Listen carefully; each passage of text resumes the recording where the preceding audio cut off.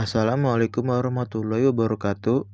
Nama saya Devran Aditya Putra dengan NIM 4112411085. Di sini saya ingin menjelaskan jawaban saya. 1. Analisis data. Identifikasi variabel dan jenis datanya. Volume kendaraan, kuantitatif atau rasio. Kecepatan rata-rata, kuantitatif atau rasio. Persepsi kemacetan, ordinal atau skala 1-10. Artinya, volume dan kecepatan itu berupa angka yang bisa dihitung secara pasti, sedangkan persepsi kemacetan adalah penilaian subjektif dari manusia dalam bentuk skala. 2. Evaluasi potensi bias dan dampaknya terhadap model. CCTV hanya pusat kota, bias lokasi. GPS hanya pengguna aplikasi, bias teknologi. Survei usia 20-35, bias demografi. Dampaknya, data tidak representatif seluruh populasi. Indeks bisa overestimate atau underestimate kemacetan. Jadi, data yang kita ambil tidak mewakili seluruh kondisi sebenarnya. Misalnya CCTV hanya di kota, berarti daerah pinggiran tidak terhitung. Akibatnya, model bisa salah dalam menggambarkan kemacetan. 3. Rancang algoritma untuk menghitung indeks kemacetan atau CE berbasis multisumber data. Normalisasi data min-max. Tentukan bobot, volume 0,4, kecepatan 0,3, persepsi 0,3, hitung rata-rata tiap variabel, hitung CI sama dengan 0,4 V ditambah 0,3 dalam kurung 1 kurang S ditambah 0,3 P. Atau kecepatan dibalik karena makin kecil makin macet. Normalisasi itu untuk menyamakan skala data. Kenapa kecepatan dibalik? Karena semakin kecil kecepatan berarti semakin macet. Jelaskan kompleksitas algoritma yang dibuat. Loop data O dalam kurung N sangat efisien, cocok real time. Artinya proses hanya looping satu kali data sehingga cepat dan cocok untuk real time system seperti monitoring lalu lintas. 5. Implementasikan algoritma dalam Python. Maksud dari codingan ini adalah di sini data dimasukkan, lalu dinormalisasi, kemudian dihitung rata-rata dan akhirnya dihitung nilai CI. D. Evaluasi. Interpretasikan hasil indeks. CI mendekati 1 sangat macet, CI mendekati 0 sangat lancar. Jadi semakin tinggi nilai CI, semakin parah kemacetannya. 7. Kritik model. Apakah cukup robust untuk kebijakan publik? Tidak robust. Bias tinggi. Tidak ada data waktu real time. Tidak mempertimbangkan faktor lain, cuaca dan kecelakaan. Artinya, model ini belum cukup kuat untuk dijadikan dasar kebijakan pemerintah karena datanya masih terbatas. Nomor 2. 1. Hitung median Q1 dan Q3. Data 1, 2, 2, 3, 3, 4, 5, 6, 15, dan 20. Median sama dengan 6,1, median sama dengan 3,5, Q1 sama dengan 2, Q3 sama dengan 6. Median adalah rata-rata, median adalah nilai tengah, sedangkan Q1 dan Q3 menunjukkan pembagian data. Analisis bentuk distribusi menggunakan skewness dan kurtosis. Median lebih dari median, skew kanan positif. Ada nilai ekstrim, kurtosis tinggi. Artinya data condong ke kanan karena ada nilai besar seperti 15 dan 20. Rancang algoritma untuk mendeteksi outlier. IQR sama dengan Q3 kurang Q1 sama dengan 6 kurang 2 sama dengan 4. Batas bawah min 4, atas 12, outlier 15 dan 20. 4. Evaluasi metrik statistik mana yang paling tepat digunakan sebagai KPI perusahaan. Median lebih stabil, tidak berpengaruh outlier. Jadi perusahaan lebih baik menggunakan median untuk keputusan. 5. Berikan interpretasi dalam distribusi ini terhadap persepsi publik. Mayoritas cepat, tapi viral karena outlier tinggi. Persepsi publik jadi negatif. Walaupun kebanyakan data bagus, satu kejadian buruk bisa merusak persepsi publik.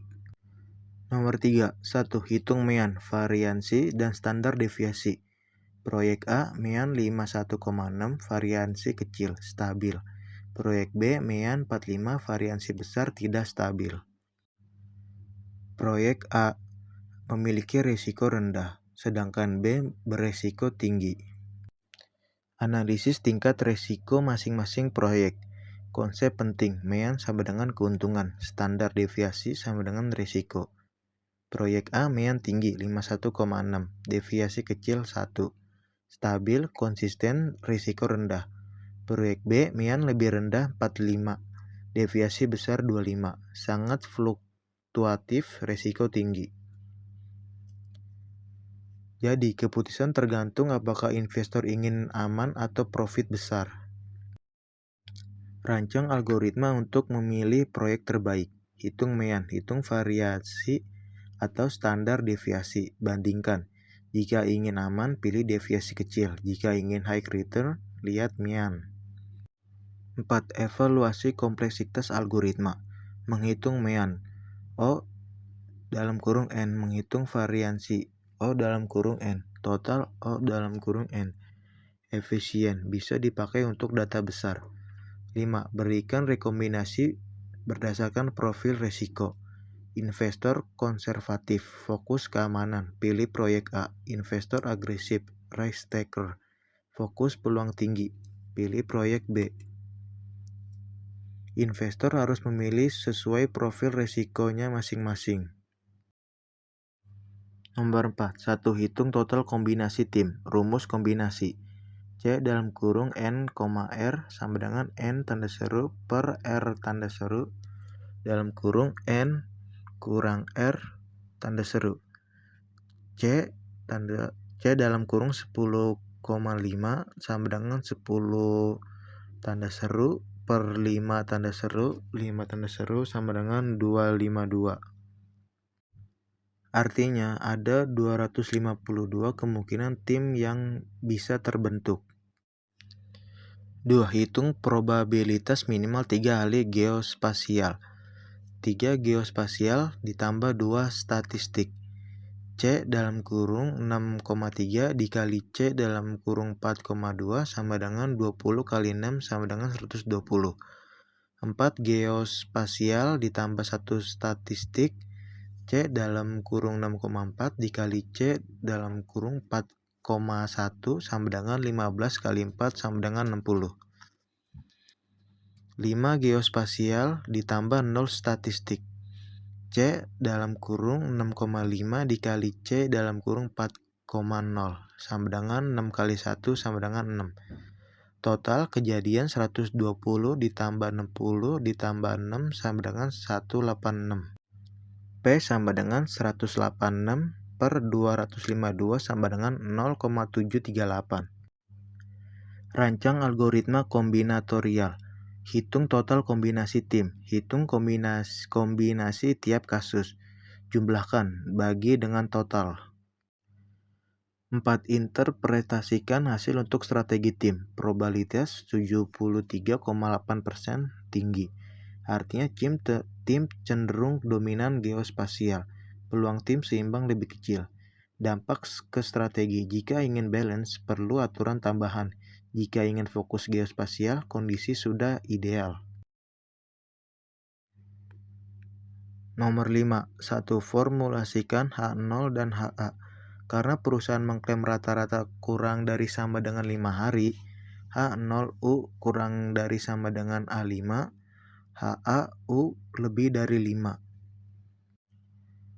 H0 artinya klaim perusahaan benar, HA artinya salah. 2. Lakukan uji hipotesis A sama dengan 0,05. X sama dengan 7 per 6 tambah 7 tambah 5 tambah 8 tambah 6 tambah 7 tambah 9 sama dengan 7 per 48. Sama dengan 6.857. Artinya secara statistik klaim perusahaan tidak benar. 3. Interpretasikan p-value. Jika p-value kurang dari 0,05, tolak H0. Dari hasil p-value kecil kurang dari 0,05, artinya rata-rata pengiriman lebih dari 5 hari. 4. Evaluasi keputusan bisnis. Klaim perusahaan rata-rata kurang dari sama dengan 5 hari. Terbukti salah, dampak harus perbaiki sistem logistik.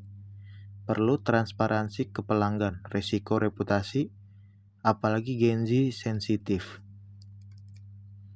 Kalau tidak, reputasi perusahaan bisa turun.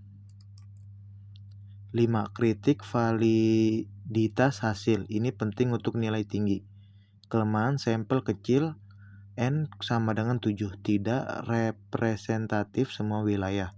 Bisa bias waktu, misal musim ramai. Tidak ada data historis. Artinya hasil ini belum sepenuhnya akurat dan masih perlu data tambahan. Sekian dari saya. Wassalamualaikum warahmatullahi wabarakatuh.